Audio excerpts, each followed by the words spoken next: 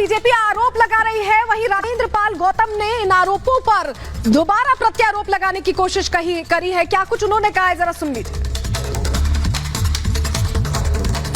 राजेंद्र पाल गौतम जी, आज आपने मंत्री पद से इस्तीफा दिया है, क्या बड़ी वजह है? क्योंकि अभी कुछ दिनों पहले बीजेपी मांग कर रही थी आपके इस्तीफे की। क्या कोई पार्टी से कोई दबाव था या नहीं, मुझे मेरी पार्टी से कोई दबाव नहीं था, लेकिन मैं इस बात से आहत हूं कि मेरे समाज के युवाओं की मूंछ रखने पर हत्या हो रही है, मंदिर में चले गए तो हत्या हो रही है, मूर्ति छू दी तो हत्या हो रही है, घड़ा छू दिया तो हत्या हो रही है। मैं पूछना चाहता हूं, हम इंसान हैं या नहीं है? हम भारत के लोग हैं ना, भारत के निर्माण में हमारा भी योगदान है। भारत में फसल उगाने का काम हम करते हैं, भारत में बिल्डिंग बनाने का काम हम करते हैं, भारत में पुल बनाने का, रोड बनाने का, सड़कें बनाने का काम हम लोग करते हैं, भारत के अंदर कपड़ा बनाने का काम हम करते हैं, मकान बनाने का काम हम करते हैं। और हमारे साथ रोज रोज उत्पीड़न, बहन बेटियों की इज्जत लूट के उनकी सामूहिक हत्या की जा रही है, बलात्कार किया जा रहा है, फांसी पे लटकाया जा रहा है। और ना प्रधानमंत्री जी बोलते हैं, ना देश के गृह मंत्री बोलते हैं, ना बीजेपी का कोई बड़ा नेता बोलता है, ना पार्टी के बड़े नेता बोलते हैं। इससे मैं आहत हूं।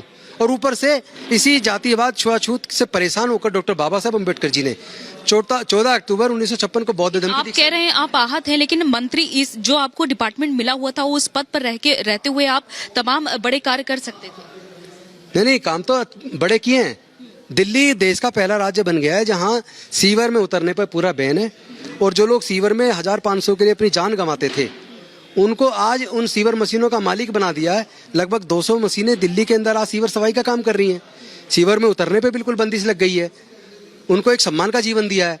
जय भीम मुख्यमंत्री प्रतिभा विकास योजना बनाकर दिल्ली के युवाओं के सपने पूरे करने के लिए, चाहे वो सिविल सर्विसेज की कोचिंग हो, जुडिशरी की कोचिंग हो, इंजीनियरिंग की, मेडिकल की, बैंकिंग, रेलवे, तमाम तरह के कॉम्पिटिटिव एग्जाम्स की कोचिंग हो, वो योजना जय भीम मुख्यमंत्री प्रतिभा विकास योजना बनाने का मौका मुझे अरविंद केजरीवाल जी ने दिया, मेरा पूरा साथ दिया। यही सवाल है कि आपको इतना बड़ा मौका मिला हुआ था और आप तमाम कार्य भी कर रहे थे, तो इस कार्य को आप आगे लेकर क्यों नहीं? बात से हूँ कि जिस मुद्दे पर अरविंद केजरीवाल और मेरी पार्टी का कोई लेना देना नहीं है, और दीक्षा समारोह की पूरी 2.5 घंटे की वीडियो लाइव है, कोई भी देख ले, एक शब्द किसी भी धर्म के खिलाफ नहीं बोला, किसी की आस्था को ठेस पहुंचाने की बात नहीं की।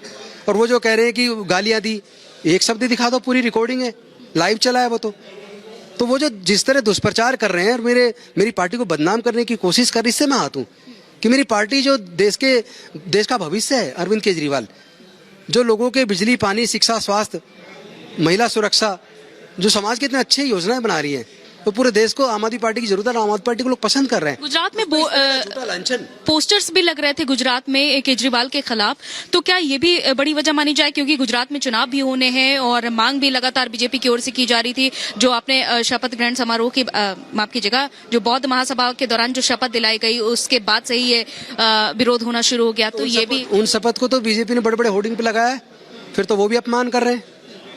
उन्होंने भी तो पूरे गुजरात में वो शपथ ही लगा दी, वही 22 प्रतिज्ञा छाप दी है। अब अपमान नहीं है, वो सब देख नहीं रहे क्या आता है, पढ़ नहीं रहे क्या? यही 22 प्रतिज्ञाएं भारत की सरकार ने, सामाजिक न्याय अधिकारिता मंत्री जी ने doctor Ambedkar life and speeches के अंदर वॉल्यूम 17 में छपवाया है। इसी भारत सरकार ने दीक्षा भूमि नागपुर के अंदर शिलापट पर यही 22 प्रतिज्ञा लगा के वहां पे लगाई हुई है। आपने लेटर में लिखा है कि मैं दुखी हूं, आहत हूं। क्या माना जाए कि आपने इस वजह से इस्तीफा दिया है कि लगातार सीएम अरविंद केजरीवाल को घेरा जा रहा था और चुनाव पर इसका बड़ा असर पड़ सकता था? अरविंद केजरीवाल को और मेरी पार्टी को बेवजह जिस तरह लांछन लगाए जा रहे हैं, उससे मैं दुखी हूं। और जिस तरह मेरे समाज की रोज हत्याएं हो रही हैं, जुल्म जाती हो रही है, और कोई नेता नहीं बोलता, प्रधानमंत्री नहीं बोलते, देश के गृह मंत्री नहीं बोलते, तो मेरा मन दुखता है, इसलिए मैंने इस्तीफा दिया है।